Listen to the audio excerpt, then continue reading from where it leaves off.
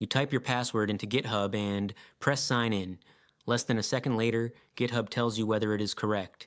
It feels like your browser talked directly to GitHub. It did not. Before that request reached the application checking your password, it passed through several other machines. Some of them simply moved your traffic from one place to another. One of them decided which application should handle your request. One of them spread traffic across multiple servers. And one of them decrypted everything you sent, including your password. Engineers usually call these machines proxies, reverse proxies, or load balancers. Those words get used almost interchangeably, and they describe different jobs.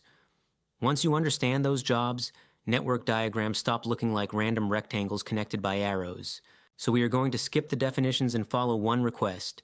You press sign in, and we stay with that request until it reaches GitHub. Along the way, we stop at every machine that touches it, see what it can read, understand why it is there, and answer the question from the thumbnail. Which one actually reads your password? Before our request starts moving, there is a simpler question to answer. Why are there extra machines in the first place? The simplest architecture does not have any. Your browser opens a connection to a server, the server responds, done. That is exactly how the early web worked. The problem is that simple architectures do not survive success. Say your website becomes popular. One server is not enough anymore, so you add 10 more, and now something has to decide which server receives the next request. A month later, your security team asks for a log of every employee accessing external websites. Another team wants to deploy new versions of the application without disconnecting existing users. Then someone points out that copying your TLS private key onto 50 application servers is probably a terrible idea. Notice what is happening. Every new requirement introduces another decision. Engineers usually solve that the same way, without teaching every application server how to decide. They put another machine in front of it, and that machine becomes responsible for exactly one job. Over time, different jobs earn different names. That is where terms like proxy, reverse proxy, and load balancer came from. Each name describes a different responsibility, and our login request is about to meet the first one. You press sign in. The request leaves your laptop. If you are sitting at home, it probably heads straight for the internet. But say you are at work. Many companies do not let employee laptops talk directly to the internet. Every outgoing request is sent to a machine owned by the company, and that machine makes the request on your behalf. This is what engineers call a forward proxy. The important part is not the name. It is who the machine works for. It works for the client. In this case, that is you, or more accurately, your company.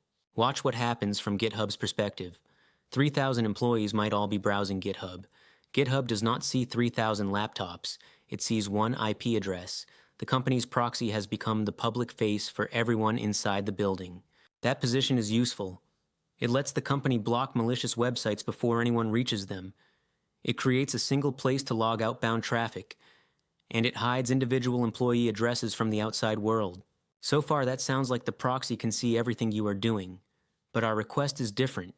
We are logging into GitHub over HTTPS, and the entire request is encrypted before it leaves your browser. The proxy cannot read encrypted data, so your browser does something interesting. Before sending the HTTPS request, it sends a small message called connect. Connect does not contain your password.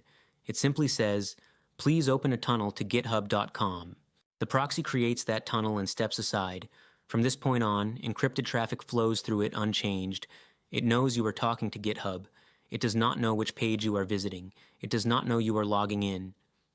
And it definitely cannot read your password, unless your company deliberately chooses to. Some organizations install their own trusted certificate on every company laptop. That lets the proxy terminate your HTTPS connection, inspect everything inside it, then encrypt the traffic again before sending it to GitHub. From your browser's perspective, the connection is still secure. It is just secure to the company's proxy first, and GitHub second. That is why companies can inspect HTTPS traffic without breaking browsers. It is also why you should assume your work laptop is not private. Our request leaves the corporate network and finally reaches GitHub. At least, that is what it looks like. In reality, it has not reached the application yet. The first machine waiting on GitHub's side is not the login service. It is another proxy, and this one has a completely different employer. It works for the server, not the client. This is a reverse proxy. Think back to the company proxy we just left. It hid thousands of employees behind one public address. A reverse proxy performs the same trick in reverse. It hides dozens or hundreds of backend servers behind one public address. As far as your browser is concerned, GitHub is one machine. Behind that address might be hundreds of services running across many data centers. You will never know, and that is exactly the point. The reverse proxy becomes the only public face of the application. It accepts incoming connections. It can terminate HTTPS, compress responses, and serve cached content. And when a request actually needs application code, it decides where that request goes next. /images goes to a storage service, /API goes to an API cluster, /login goes to the authentication service. Your browser never sees those decisions. It only ever talks to the reverse proxy. That is the defining difference between the two kinds of proxies we have seen. A forward proxy represents the client. A reverse proxy represents the server. Both sit in the middle, both relay requests, and they protect opposite sides of the connection. Our login request has reached GitHub's reverse proxy. The proxy has already made one decision. It looked at the URL and decided this request belongs to the login service. But there is another problem. The login service is not running on one machine. It is running on many. Say GitHub has 12 identical servers, all capable of handling logins. Which one should receive your request? That is a completely different decision. The reverse proxy was choosing between different services. Now we need to choose between identical copies of the same service. That is the job of a load balancer. The distinction is subtle, but it is worth remembering. A reverse proxy asks which application should handle this. A load balancer asks which copy of that application should handle this. Those are different questions. In practice, the same piece of software often answers both. Nginx might look at the request, send /login to the authentication service, and then immediately choose one server from a pool of 12 identical authentication servers. One process, two jobs. That is why arguments about whether Nginx is really a reverse proxy or really a load balancer usually go nowhere. It can be both. The better question is which decision it is making right now. So our request has reached the login service. There are 12 identical servers waiting. Which one wins? The obvious answer is to give the first request to server 1, the second request to server 2, and keep going until you reach server 12. Then start again. That is called round robin. It is simple, it is predictable, and it works surprisingly well until it does not. Say server number 4 receives a request that takes 5 seconds to finish.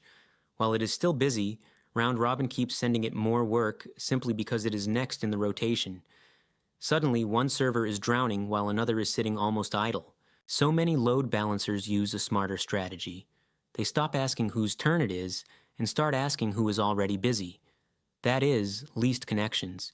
If one server is already handling hundreds of users while another has only a few active connections, the quieter server gets the next request. The traffic naturally shifts away from overloaded machines. There are dozens of balancing algorithms, weighted balancing, random selection, consistent hashing, power of two choices. But they are all trying to solve the same problem. How do we keep every server busy without overwhelming any single one? That is the only question a load balancer wakes up every morning trying to answer.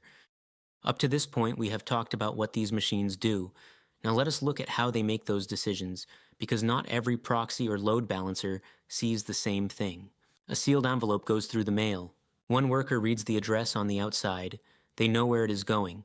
They do not know what is inside. That is one kind of networking device.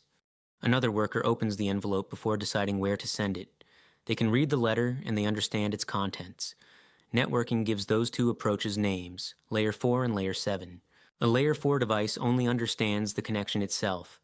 Source IP, destination IP, port numbers. That is enough to forward traffic, but not enough to understand it. If every request is encrypted HTTPS traffic, a Layer 4 device has no idea whether you are opening GitHub's homepage or submitting your password. It just sees encrypted bytes flowing between two machines. That is why Layer 4 devices are incredibly fast. They do not inspect requests, they simply move connections. Layer 7 is different. A Layer 7 proxy needs to understand HTTP. It needs to know whether you are requesting /login, /API/users, or /images/logo.png. It cannot make those decisions while the request is encrypted, so the HTTPS connection ends there. The proxy decrypts the request, reads the method, the URL, the headers, the cookies, and only then decides where the request should go next. That is what makes features like path-based routing possible. It is also the answer to the question we have been building towards since the beginning. The first machine that needs to understand your HTTP request is also the first machine that can read your password. So let us look at what actually happens inside that machine. When you typed your password, your browser encrypted it before sending it across the internet. That is the whole point of HTTPS. When you typed your password, your browser encrypted it before sending it across the internet. That is the whole point of HTTPS.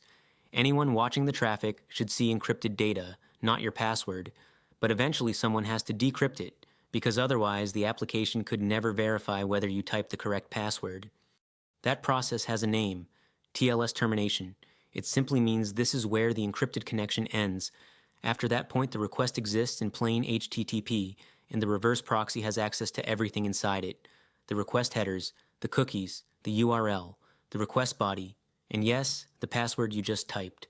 For a brief moment, all of that exists as plaintext in memory. That sounds alarming until you realize it has to happen somewhere. The question worth asking is which machine does it? That is why reverse proxies deserve the same level of trust as your application servers. If you trust them with every incoming request, you are trusting them with every user's credentials as well. They are part of your security boundary. Once the reverse proxy has made its routing decision, you have another design choice. Should the request stay unencrypted inside your data center, or should it be encrypted again before it is forwarded to the application? There is not one correct answer. Small deployments often keep the internal network simple. The reverse proxy decrypts the request, forwards plain HTTP to the backend, and the application processes it. It is easy to operate, and it avoids encrypting and decrypting traffic multiple times. Larger systems often choose differently. After the reverse proxy reads the request, it immediately creates a brand new encrypted connection to the backend service. The request is only in plaintext for the short time it spends inside the proxy. Some companies go even further. Every service talks to every other service over mutually authenticated TLS. That is the idea behind a service mesh, where encryption continues between every service inside your network and not only at the edge. And there is one final option. Sometimes a machine does not need to understand HTTP at all. It only needs to spread connections across several servers. That is where a Layer 4 load balancer shines, because it never decrypts the request in the first place. It stays completely blind to your password. It cannot cache responses. It cannot route based on URLs. But it can move enormous amounts of traffic with very little overhead. Every one of these architectures is valid. They are simply making different trade-offs. The mistake is not realizing which one you are running. Let us replay that request one last time. You click to sign in. Your browser encrypted the request and sent it toward GitHub. If you were on a corporate network, it first passed through a forward proxy. That proxy knew where the traffic was going, but because it stayed out of the HTTPS connection, it never saw what was inside. The request crossed the internet and reached GitHub's edge. That is where everything changed. The reverse proxy terminated the HTTPS connection, decrypted the request, read the URL, and decided where it needed to go. The load balancer then picked one healthy instance of the login service, and that server finally checked your password against its stored hash before sending back a response. Every machine on that path had a different job. The forward proxy represented the client. The reverse proxy represented the application. The load balancer decided which server should handle the work. And that brings us back to the question from the beginning. Which box read your password? Not the forward proxy. Not a Layer 4 load balancer. It was the first Layer 7 proxy in the request path, the first machine that needed to understand the request before it could decide where to send it. If there is one idea I would take away from this video, it is this. When you see another box appear in a network diagram, do not worry about its name first. Ask two questions instead. Who is this machine working for? And what can it actually see? Those two questions will usually tell you everything that matters. They explain why the machine exists, what decisions it can make, and whether it is trusted with sensitive data like your user's passwords. The labels, proxy, reverse proxy, and load balancer are just shorthand for those responsibilities. Once you start thinking in terms of responsibilities instead of products, architecture diagrams become much easier to reason about. If this helped make those diagrams a little less mysterious, I would really appreciate a like. It helps the channel reach more people. And if you enjoy this kind of deep dive into how systems work beneath the abstractions, consider subscribing. Thanks for watching, and I will see you in the next one.